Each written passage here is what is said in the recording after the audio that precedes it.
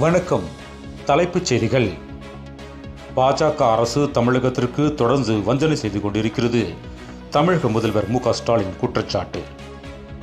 காசோலைகளை ஒரே நாளில் கிளியர் செய்வதற்கான நடைமுறை இன்று முதல் அமல். இதற்கான வழிகாட்டுதல்களை வங்கிகள் மேற்கொள்ள ரிசர்வ் வங்கி உத்தரவு.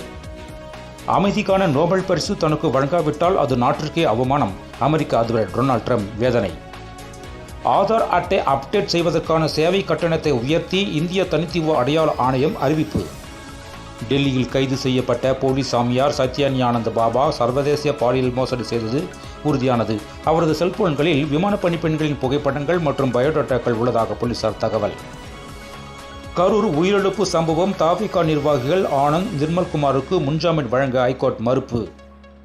வேண்டுமென்றே விஜய் சதி செய்து கால தாமதத்தை ஏற்படுத்தி கரூர் வந்ததாலேயே இவ்வளவு பெரிய விபத்து ஏற்பட்டது.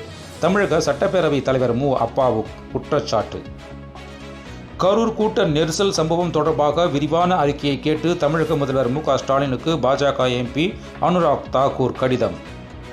கரூர் கூட்ட நெரிசல் உயிரிழப்புகள் விஜய் வருகையால் ஏற்பட்டதுதான். நாம் தமிழர் கட்சியின் தலைமை ஒருங்கிணைப்பாளர் சீமான் பேச்சு.